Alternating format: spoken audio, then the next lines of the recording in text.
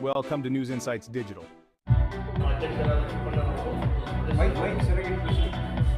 ಸದಸ್ಯರು ಮತ್ತು ಮಾಧ್ಯಮದ ಮಿತ್ರರಿಗೂ ಸ್ವಾಗತ ಮಾಡುತ್ತಾ ಇವತ್ತಿನ ದಿನ ನಿಮ್ಮ ಪ್ರೆಸ್ ಕ್ಲಬ್ಬಿಗೆ ಬಂದು ನಾವು ವರದಿ ಮಾಡಬೇಕಂತ ಬಂದಿದ್ದೀವಿ ನಾವು ಇಲ್ಲಿ. ಯಾಕಂದರೆ ನಮ್ಮ ಅಳಲನ್ನು ತೋಡಿಕೊಳ್ಳಬೇಕಾಗಿ ಇಲ್ಲಿಗೆ ಬಂದಿದ್ದೇವೆ. ಯಾಕಂದರೆ ನಾವು ದಿನಾಂಕ 25/3/2025 ಮಂಗಳವಾರ ಬೆಂಗಳೂರಿನ ಫ್ರೀಡಂ ಪಾರ್ಕ್ನಲ್ಲಿ ತಮ್ಮ ಬೇಡಿಕೆಗಳನ್ನು ಈಡೇರಿಸುವ ಸಂಬಂಧ ಅನಿರ್ದಿಷ್ಟಾವಧಿ ಹೋರಾಟವನ್ನು ಮಾಡಲಿಕ್ಕೆ ನಾವು ಮಾಡಬೇಕಂತ ತೀರ್ಮಾನ ಮಾಡಿದ್ದೇವೆ. ಯಾಕಂದರೆ 2017 ಸಾಲಿನಿಂದ ಈಚೆಗೆ ಸುಮಾರು ನಮ್ಮ ದೇಶಾದ್ಯಂತ 9,000 ಹೊಸ ಗ್ರಾಮೀಣ ವಿತರಕರನ್ನು ದೇಶಾದ್ಯಂತ ಆಯಿಲ್ ಮಾರ್ಕೆಟಿಂಗ್ ಕಂಪನಿಗಳು ನೇಮಿಸಿದ್ದು, ಇದರಲ್ಲಿ ಸುಮಾರು 40,000 ರಿಂದ 60,000 ಗ್ರಾಮೀಣ ಜನರಿಗೆ ಉದ್ಯೋಗ ದೊರೆಯುವುದೆಂಬ ಉದ್ದೇಶದಿಂದ ಮತ್ತು ಗ್ರಾಮೀಣ ಭಾಗದ ಜನರ ನಿಯಮದ ಪ್ರಕಾರ 15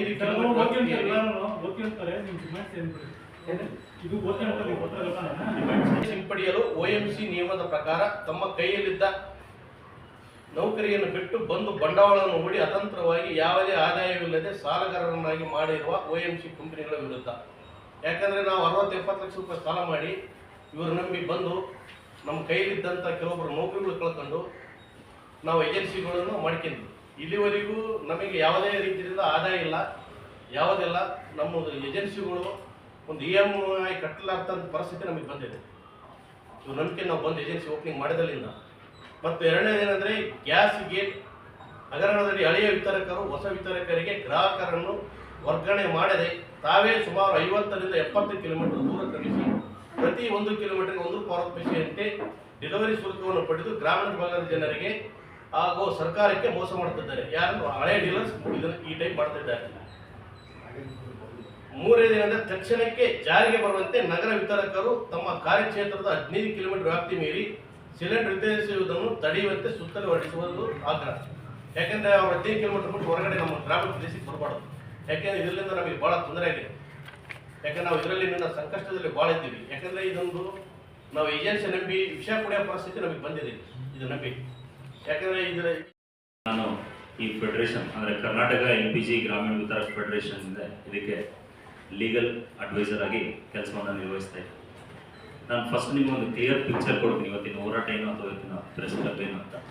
ಪ್ರೆಸ್ ಕ್ಲಬ್ಬಿನ ಉದ್ದೇಶ, ಮೀಟಿಂಗ್ನ ಉದ್ದೇಶ ಏನಂತ, ಅದಾದ ನಂತರ ಅಲ್ಲಿಯ ಸದಸ್ಯರು ಅಧ್ಯಕ್ಷರುಗಳು ಮಾತಾಡ್ತಾರೆ.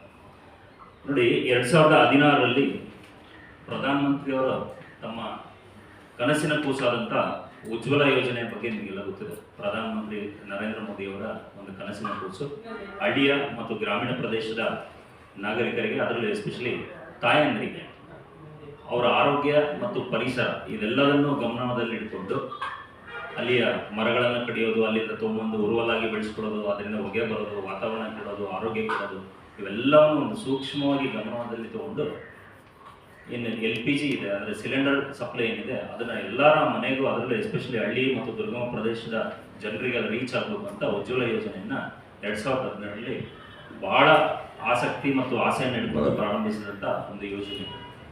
ಅದಾದ ನಂತರದಲ್ಲಿ ಯಾಕೆ ಅದು LPG ಗ್ರಾಮೀಣ ವಿತರಕರಿಗೆ ತಲುಪಲಿಲ್ಲ ಮತ್ತು ಬರೀ ಸಿಟಿ ಏರಿಯಾದಲ್ಲಿ ನಮ್ಮಂಥ ಸಿಟಿ ಏರಿಯಾ ಜನಕ್ಕೆ ಅಷ್ಟೇ ಸಿಗ್ತಾ ಇತ್ತು, ಹಳ್ಳಿಯವರಿಗೆ ಯಾಕೆ ಸಿಗ್ತಿದ್ದಿಲ್ಲ ಅಂದರೆ ಕಮಿಷನ್ಸ್ ಮಾಡಿದ್ದಿಲ್ಲ. ಡಿಸ್ಟ್ರಿಬ್ಯೂಟರ್ಸ್ ಏನು ಬೇಕಲ್ಲ ಸಪ್ಲೈ ಮಾಡೋದು, ಅವ್ರು ಹಳ್ಳಿ ಕಡೆಗೆ ಇರಲಿಲ್ಲ. ಸೊ ಹಾಗಾಗಿ ಏನು ಮಾಡಿದ್ರು, 2017ರಲ್ಲಿ ಒಂದು ನೋಟಿಫಿಕೇಶನನ್ನು ಜಾರಿ ಮಾಡ್ತಾರೆ. ಸರಿಸುಮಾರು ಆಲ್ ಓವರ್ ಇಂಡಿಯಾದಲ್ಲಿ ಸರಿಸುಮಾರು 9,000 ಹೊಸ ಕಮಿಷನ್ನ ನೇಮಕ ಮಾಡ್ತಾರೆ. ಗ್ರಾಮೀಣ ವಿತರಕರು ಗ್ರಾಮೀಣ ಪ್ರದೇಶದಲ್ಲಿ ಮಾತ್ರ ಗ್ಯಾಸ್ ವಿತರಣೆ ಮಾಡಬೇಕು ಅಂತೇಳಿ ನಮ್ಮನ್ನು ಅಪಾಯಿಂಟ್ ಮಾಡಿಬಿಟ್ಟು ನಮಗೆ ಯಾವ ಕೆಲಸದಲ್ಲಿದ್ವಿ ಆ ಕೆಲಸ ಬಿಟ್ಟು ಬರಬೇಕು. ನಾವು ಗ್ಯಾಸ್ ಏಜೆನ್ಸಿ ತೊಗೋಬೇಕಂದ್ರೆ ಕೆಲಸ ಬಿಟ್ಟು ಬಂದೇ ಈ ಅಪಾಯಿಂಟ್ಮೆಂಟ್ ತೊಗೋಬೇಕು ಅನ್ನೋದು ನಾವು ಪ್ರೆಸೆಂಟ್ ಮಾಡಿರ್ತಾರೆ. ಅದರಲ್ಲಿ ನಿಯಮ ಇದೆ.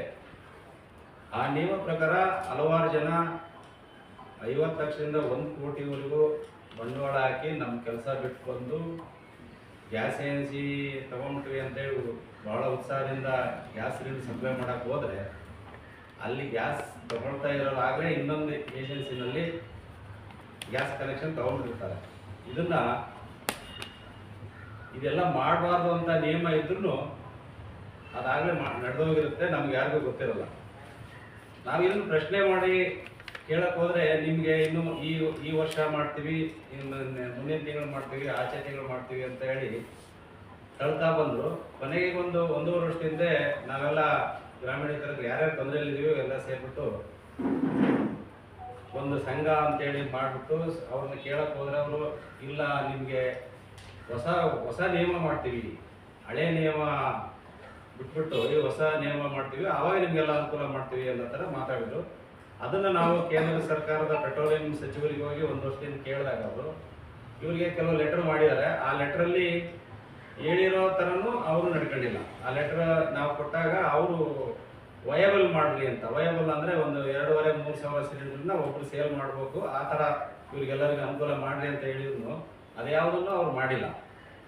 ಜೊತೆಗೆ ಈ ತಿಂಗಳು ನಿಮಗೆ ಹೊಸ ನಿಯಮ ಮಾಡ್ತೀವಿ, ಮುಂದಿನ ತಿಂಗಳು ಹೊಸ ನಿಯಮ ಮಾಡ್ತೀವಿ ಅಂತ ನಮ್ಗೆ ತಳ್ತಾನೆ ಬಂದು ಅದನ್ನು ಏನಾದರೂ ನಾವು ಕೇಳಕ್ಕೆ ಹೋದರೆ ಹೊಸ ಕಾನೂನುಗಳನ್ನ ಸರ್ಕಾರ ಮಾಡಿರುತ್ತೆ. ನಿಯಮಗಳನ್ನ ಆ ನಿಯಮದಲ್ಲಿ DAC ಅಥವಾ OTP ತಗೊಂಡೇ ಗ್ಯಾಸ್ ಕೊಡಬೇಕು ಅಂತ ಅನ್ನೋ ನಿಯಮನ ನಮಗೆ ಪ್ರೆಸರ್ ಮಾಡ್ತಾರೆ. ಅಂದರೆ ಗ್ರಾಮೀಣರಿಗೆ ನಮ್ಮಲ್ಲೆಲ್ಲ ಈ ಮೊಬೈಲು ಅವೆಲ್ಲ ಸರಿಯಾಗಿ ಸಿಗೋದಿಲ್ಲ. ಸಿಟಿನಲ್ಲಿ ಸಿಗುತ್ತೆ. ಆ ಸಿಟಿ ಡಿಸ್ಟ್ರಿಬ್ಯೂಟ್ರು ಸಮ್ ಪರ್ಸೆಂಟೇಜ್ ಇಲ್ಲಿ ಸಿಟಿನಲ್ಲಿ ಮಾಡ್ತಾರೆ. ಗ್ರಾಮೀಣ ಭಾಗದಲ್ಲಿ ನಾವು ತಗೋಬೇಕಾದ್ರೆ ಗ್ರಾಮೀಣ ಭಾಗದ ಜನರಿಗೆ ಅದು ಗೊತ್ತೇ ಇರೋಲ್ಲ. ಅವರು ಎಲ್ಲ ಕೆಲಸಕ್ಕೆ ಹೋಗಿರ್ತಾರೆ. OTP ಹೇಳಿ ಅಂದರೆ ಹೇಳಲ್ಲ, ನೀವು ಅದನ್ನು ಮಾಡಲ್ಲ ಅಂತ ಹೇಳೋದು. ಜೊತೆಗೆ ನಿಮ್ಮ ಕೆಲವು ಈ ಸಿಲಿಂಡರ್ ಗ್ಯಾಸ್ ಹೊರತುಪಡಿಸಿ ಕೆಲವು ವಸ್ತುಗಳನ್ನ ಆಯಿಲ್ ಮಾರ್ಕೆಟಿಂಗ್ ಕಂಪನಿ ಮಾರುತ್ತೆ ಅಂದರೆ ಅದು ಒಂದು ಟೈಅಪ್ ಮಾಡ್ಕೊಂಡಿರುತ್ತೆ. ಆ ವಸ್ತುಗಳನ್ನ ನೀವು ಮಾರ್ರಿ, ಅವು ಮಾರದೇ ಇದ್ದರೆ ನಿಮಗೆ ಚೆಕ್ಕಿಂಗ್ ಕಳಿಸ್ತೀವಿ ಅಂದರೆ QRC ಅಂತ ಇರುತ್ತೆ. ಆ QC ಈ ಕೆಲವು ಕ್ವಿಕ್ ಚೆಕ್ ಇವು ಇರ್ತಾವೆ. ಕೆಲವು ಏಜೆನ್ಸಿ ಇದೆ ಸೆಂಟ್ರಲ್ ಗೌರ್ಮೆಂಟ್, ಅವ್ರು ಬಂದು ನಮ್ಮನ್ನ ಇದ್ದಕ್ಕಿದ್ದಂಗೆ ಚೆಕ್ ಮಾಡಿಬಿಡೋದು, ಮಾಡಿಬಿಟ್ಟು ಕೆಲವು ದಂಡ ಹಾಕೋದು, ದಂಡ ಹಾಕಿ ಎದುರಿಸೋದು. ನೀವು ಏನಾರ ಕೇಳಿದರೆ ನಿಮಗೆ ನಾವು ದಂಡ ಹಾಕಿಬಿಟ್ಟು ನಿಮ್ಮ ಏಜೆನ್ಸಿ ಕ್ಲೋಸ್ ಮಾಡೋ ಅಂತ ತರ್ತೀವಿ ಅಂತ. ಮೊದಲೇ ನಮ್ಗೆ ಯಾವುದೇ ಆದಾಯ ಇಲ್ಲ, ಅದ್ರ ಜೊತೆ ಇಂಥವೆಲ್ಲ ಎದುರಿಸ್ಬಿಟ್ಟು ನಮಗೆ ದಂಡ ಹಾಕಿರೋದು ಭಾಳಷ್ಟು ಗ್ರಾಮೀಣ ಜನರಿಗೆ ದಂಡ ಹಾಕಿದ್ದಾರೆ.